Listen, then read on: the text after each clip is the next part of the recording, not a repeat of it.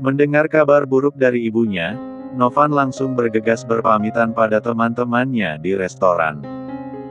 Ia segera keluar dan melompat masuk ke dalam mobilnya dengan wajah panik. Sambil mengebut menuju rumah sakit, pikirannya tak henti-henti menebak apa yang terjadi pada ayahnya. Sesampainya di rumah sakit, Novan berlari sekuat tenaga menuju ruang IGD. Di sana, ia melihat ibunya yang tengah duduk di kursi tunggu dengan wajah pucat pasi, sendirian. "Sebenarnya ada apa, Mah? Bagaimana bisa Papa terluka?" tanya Novan, duduk di samping ibunya dan menggenggam tangannya untuk memberi dukungan. Santi menghela napas, "Ini semua perbuatan adik tirimu, Nov. Bima menyekap papahmu bahkan melukainya. Mamah menemukan papahmu di kamar Bima sedang terikat di kursi." Novan sangat terkejut, matanya terbelalak tak percaya. "Bukankah hubungan mereka sangat baik akhir-akhir ini?" tanya Novan, mencoba mengingat. "Tunggu dulu, tapi mereka sempat ribut kemarin, apa karena Dania?" "Mamah juga tidak tahu, tapi Sarah dan anaknya juga tidak ada di rumah adik tirimu." "Mamah tenang saja, aku akan mencari tahu apa yang sebenarnya terjadi," ucap Novan, mencoba menenangkan ibunya. "Mamah tidak bisa tenang saat ini, Novan. Bagaimana jika papahmu tidak selamat? Kita akan kehilangan segalanya. Papa pasti selamat, Mah. Percaya padaku." Novan membawa ibunya ke dalam pelukannya. Ia sangat penasaran dengan kondisi ayahnya dan bisa menyimpulkan jika Dewa terluka sangat parah. Tak terasa waktu bergulir, akhirnya pintu IGD terbuka dan menampilkan sosok seorang dokter bersama dua perawat di belakangnya. Santi dan Novan segera beranjak dari tempat duduknya, menghampiri dokter tersebut dengan rasa harap dan cemas. "Bagaimana keadaan suamiku, Dok?" tanya Santi dengan suara bergetar, menunjukkan kekhawatirannya. Dokter itu menghela nafas, lalu tersenyum lembut. "Ibu tenang saja, suami Anda sudah ditangani dengan benar dan tidak ada masalah yang serius. Hanya sedikit dehidrasi saja dan beberapa luka memar di badan," jelas dokter itu, menenangkan Santi.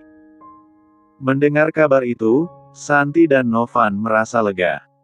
"Terima kasih, Dok," ucap Santi terbata-bata. "Bolehkah saya masuk untuk melihat kondisinya?" "Tentu, silahkan," sahut dokter itu sambil membuka jalan bagi Santi dan Novan. Dengan langkah gontai, Santi dan Novan segera masuk ke ruangan IGD, meninggalkan dokter dan perawat yang kembali melanjutkan tugasnya. Mereka berdua bersyukur, karena meskipun suami dan ayah mereka mengalami tindak kekerasan, ternyata tak ada luka yang serius yang menimpanya. Rasa cemas yang sempat menyelimuti hati mereka kini berganti dengan rasa senang karena harapan untuk menguasai harta masih di depan mata. Novan mendesis saat melihat luka yang ada di wajah ayah tirinya. Ia bisa membayangkan sekuat apa Bima melayangkan pukulannya. "Apa perlu aku melaporkan ini pada pihak kepolisian, Mah?" tanya Novan, menoleh pada ibunya yang sedang duduk di sofa. "Tunggu papahmu sadar dulu, kita tidak tahu apa yang sedang diributkan keduanya, dan sangat bahaya jika kita yang kalah," sahut Santi, mengingat jawaban Bima saat ia mengancam sebelumnya. "Tapi dengan begini kita bisa membuat karir Bima hancur, Mah. Dan jika kasus ini diangkat ke publik, semua orang akan menghujat Bima karena menyakiti ayahnya sendiri hanya karena frustasi ditinggalkan oleh istrinya." Santi mencoba memikirkan semuanya. "Kau benar, Novan. Dengan begini kita bisa membuat Bima hancur hingga di titik terakhir," sahutnya, setelah mempertimbangkan rugi dan keuntungannya. Novan segera mengambil gambar dan video ayahnya yang terluka berat dan mengunggah di situs media sosialnya. "Kau akan hancur kali ini, Bima. Aku pastikan kau akan gila karena kehilangan segalanya," gumamnya, melihat unggahan postingannya. Sarah terbangun dengan tubuh yang gemetaran karena dingin. Ia merasa lemas dan tenggorokannya kering. Sebuah rasa kedinginan yang tidak biasa menyelimuti tubuhnya. "Kenapa aku tidur di lantai?" gumam Sarah bingung. Tiba-tiba ingatan tentang kejadian sebelumnya menerpa pikirannya. Sarah mengangkat kepalanya, menatap sekeliling ruangan yang asing ini. Ternyata ini sungguhan. Batinnya kembali menangis. Ia mengira jika apa yang menimpanya adalah sebuah mimpi buruk yang akan segera berakhir. Saat ia mengedarkan pandangannya, matanya terbelalak saat melihat satu wanita yang ada di sebelah ruangannya, yang sedang dipaksa melayani dua pria berbadan besar. Wajah wanita itu terlihat memerah dan bisa jadi karena menahan malu dan juga rasa sakit. Sarah segera beranjak dan menaiki ranjang yang ada di ruangan tersebut. Ia berusaha menyembunyikan tubuhnya dengan selimut, takut jika setelah ini ia juga akan dipaksa melakukan hal yang sama. Perasaan takut dan terpukul menghantui pikirannya, membuatnya semakin menangis pilu. Tiada harapan yang tersisa di hatinya, hanya kegelapan yang menyelimuti kehidupannya. "Aku benar-benar menyesal, Tuhan. Aku mohon keluarkan aku dari sini," ucapnya, menangis pilu. Tangisan Sarah terhenti, ia teringat dengan bayinya yang terpisah darinya. "Bagaimana dengan anakku? Apa Mas Bima melakukan hal yang sama?" Pikirannya menjadi terbagi, mencemaskan keselamatan anaknya. Bagaimanapun Aleta adalah aset yang harus dijaga, karena anak itu akan mendapat warisan yang banyak dari dewa. "Aku tidak boleh terpisah dari bayiku, aku harus keluar dari sini." Batin Sarah berusaha menguatkan diri. Sarah kembali turun dan berjalan ke arah pintu kaca, ia berharap akan ada yang membuka dan membantunya keluar. Sarah menggedor kaca dengan kuat hingga membuat beberapa pasang mata menatap ke arahnya.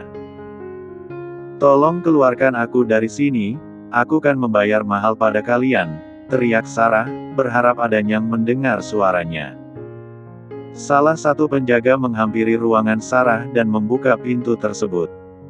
Sarah tersenyum sangat cerah saat menduga pria di depannya mau menerima tawarannya. "Terima kasih, Tuan. Aku akan memberimu uang yang banyak jika berhasil membawaku keluar dari sini," ucap Sarah, tersenyum sangat lebar. Pria itu menatap tajam dan seakan ingin mengulitinya. Sarah menelan ludahnya dengan susah payah, menyadari jika semua tidak sejalan dengan pikirannya. Ia memundurkan langkahnya perlahan hingga tubuhnya terjebak di ranjang. "Aku mohon, Tuan. Lepaskan aku," ucap Sarah, menangkup kedua tangan di dada. "Cih, bukankah kau senang berada di sini? Kau tidak perlu lagi kesepian karena akan ada banyak lelaki yang datang silih berganti," jawab Doni, dengan suara beratnya dan terkesan menghina. Sarah menggeleng cepat. "Aku tidak mau di sini, biarkan aku pergi dan aku akan memberimu uang 100 juta. Doni langsung melepas tawanya. "Kau pikir uang segitu berharga bagiku? Bahkan dalam satu malam aku bisa mendapatkan 1 miliar. Ucapnya, mencengkeram kuat rahang Sarah. Sarah mendesis pelan, merasakan sakit di area giginya. Ia tidak lagi mengeluarkan kata karena tahu akan membuat pria di depannya marah dan berakibat buruk bagi tubuhnya. Tok, tok. Doni menoleh ke belakang dan melihat temannya. "Ada apa?" tanyanya, tanpa melepas cengkeraman di rahan Sarah. "Ada yang ingin mencobanya dan kita mendapat tawaran tinggi. Apa bos memperbolehkan? Untuk itu aku langsung memasarkannya." Doni mengangguk dan kembali menoleh pada Sarah. "Bersiaplah dan jangan berani membuat drama. Atau kau akan menjadi seperti wanita yang ada di ruangan itu," ucap Doni, menunjuk ruangan paling pojok. Mata Sarah terbelalak melihat satu wanita muda terikat di kursi dengan tubuh polos dan mendapat cambukan bertubi-tubi. Ia meremat spray dan mencoba menahan rasa takutnya. Doni menarik temannya keluar dan kembali mengunci kamar Sarah. Ia meminta temannya untuk membawa pelanggan itu naik ke atas dan ia akan menyiapkan semua perlengkapannya. Sarah meremat kuat pahanya, berusaha menekan rasa takutnya. Ia tidak mau berakhir seperti wanita yang ada di sebelah kamarnya. Aku pasti bisa melakukannya, hal seperti ini tidak susah bagiku karena sudah banyak pria yang aku coba. Gumamnya, meyakinkan dirinya. Sarah semakin menundukkan kepalanya. Saat pintu kembali terbuka, ia melirik ke arah kaki pria yang akan menjadi pelanggannya. Sialan, mengapa harus seorang pria tua? Batinnya, sangat kesal karena lagi-lagi harus berurusan dengan kakek-kakek. Ia sangat hafal dengan postur tubuh seseorang, bahkan dari ujung kakinya pun ia bisa menebak. Karena sepatu yang dikenakan pria di depannya sangat terkesan milik bapak-bapak. Silahkan masuk, Tuan. Anda akan puas dengan pelayanannya karena dia sudah terlatih, ucap Doni, tersenyum ramah pada pelanggan setianya. Pria itu mengangguk dan mendekati Sarah yang tengah meringkuk di atas kasur. Angkatlah wajahmu, sayang. Aku ingin melihat secantik apa santapanku kali ini. Sarah memberanikan diri mengangkat wajahnya dan harus menelan kepahitan setelah melihat pria di depannya. Sialan. Sudah setua ini masih berani bermain. Aku akan membuatnya patah tulang agar dia tidak kembali lagi. Batinnya, menahan rasa mual saat membayangkan permainan mereka. Di luar kamar, Doni sudah menyalakan ponselnya untuk mengambil video seperti permintaan Bima. Ia membelalakan matanya melihat adegan di depannya. Awalnya ia kira Sarah akan takut, tapi yang dilihatnya sangat di luar ekspektasi. Doni melihat ke samping dan menepuk pelan bahu temannya. Dia benar-benar mahir, apa kau mau mencoba setelahnya? Tanya Doni, melihat wajah memerah tamannya. Sepertinya dia terlihat sangat pandai memanjakan seseorang, jawab Budi, menelan ludahnya saat melihat adegan yang sangat membakar gairahnya. Doni menyerahkan ponselnya dan meminta temannya untuk melanjutkan. Aku akan berjaga di depan, kau boleh langsung mencobanya setelah Tuan Adi keluar. Budi langsung mengambil alih ponsel Doni dan melanjutkan pekerjaannya. Sesekali ia akan meraba miliknya yang merespon dan mendesis pelan karena tersiksa. Sangat gila, sebenarnya dari mana Tuan mendapatkan wanita itu? Batin Budi, mengakui kegilaan Sarah. Mobil mewah milik Adrian memasuki gerbang kediaman Neymar, dan terparkir telat di depan pintu masuk. Turun cepat. Perintah Adrian dengan nada menekan. Saka yang duduk di kursi samping tampak ketakutan dan enggan keluar dari mobil. Sumpah, aku tidak mau. Kau jahat sekali. Tolak Saka, masih takut terkena semprot dari sepupunya sendiri. Adrian keluar lebih dulu dari mobilnya, berjalan ke sisi samping mobil. Kau mau menurut atau tidak? Aku akan meninggalkanmu sendirian di sini jika kau terus menolak. Ancam Adrian, menarik kuat lengan sahabatnya. Kau tidak berperasaan sekali, lagian ini sudah larut malam, Neymar pasti sudah tidur. Aku tidak peduli, kau harus segera ditangani sebelum bertambah parah. Saka berdecak kesal dan akhirnya menuruti perintah Adrian. Ia tampak pasrah, mengikuti langkah sahabatnya dengan perasaan cemas. Selamat malam, Tuan, sapa Bibi, yang bekerja di mansion tersebut ketika mereka memasuki ruangan. Malam, Bi, tolong panggilkan Neymar, pinta Adrian, tak memperdulikan ekspresi cemas Saka. Bibi itu mengangguk dan segera meninggalkan mereka berdua di ruang tamu yang mewah. Saka menggenggam lengan Adrian, wajahnya tampak ketakutan. Kau harus membantuku jika Neymar memarahiku. Nanti, bisik Saka dengan suara gemetar. Adrian melirik Saka dengan sinis, lalu berkata, Tidak janji, salah sendiri menyukai adik sendiri.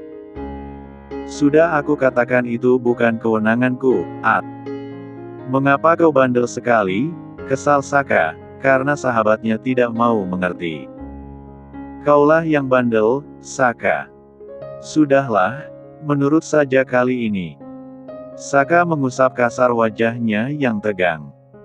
Tubuhnya menegang dan ia menyandarkan kepalanya di sofa, berusaha untuk menenangkan diri. Ia tahu, saat ini ia tidak bisa menghindari kenyataan bahwa sepupunya akan segera mengetahui masalah yang tengah dihadapinya. Neymar sangat menyayangi Sonya, karena ia tidak memiliki adik kandung. Mereka tumbuh bersama dan menjadi akrab sejak kecil. Saka pun tahu betul bahwa sepupunya itu akan terkejut saat mendengar pengakuannya. Saka menelan ludahnya saat mendengar suara kaki mendekat. Ia bergaya tidur dengan mata terpejam dan mengabaikan Adrian yang sedang mencubit lengannya. Tumben kalian datang di malam hari, apa ada masalah? Tanya Neymar, mendudukan tubuhnya di depan Adrian dan Saka. Adrian mendengus kesal melihat tingkah sahabatnya. Aku sengaja datang kemari untuk mengantarnya, kau harus membantunya untuk waras kembali karena otaknya sudah rusak. Maksudmu, Saka? Tanya Neymar, menunjuk sepupunya. Tentu dia, apa kau melihat orang lain? Neymar mengerutkan keningnya saat melihat sepupunya. Saka sama sekali tidak terlihat sakit, bahkan tadi pagi mereka masih berkirim pesan. Aku tahu kau hanya berpura-pura tidur, jangan banyak drama dan katakan apa yang sebenarnya terjadi. Saka menghela nafas perlahan dan membuka matanya. Ia melihat tatapan penuh selidik yang dilayangkan oleh sepupunya. Apa harus sekarang, At? Tanya Saka, menoleh pada sahabatnya. Aku berjanji akan menjadi penengah nanti, yang terpenting kau mendapat bantuan lebih dulu. Saka mengangguk dan memberanikan diri untuk kembali menatap sepupunya. Aku sedang mengalami masalah yang rumit, Ney. Dan menurut Adrian hanya kau yang bisa membantu, untuk dia membawaku datang kemari. Langsung pada intinya Saka. Kau jangan membuatku penasaran. Sahut Neymar, menduga jika ini masalah yang besar. Tapi kau harus berjanji terlebih dulu, untuk tidak marah saat mendengarnya.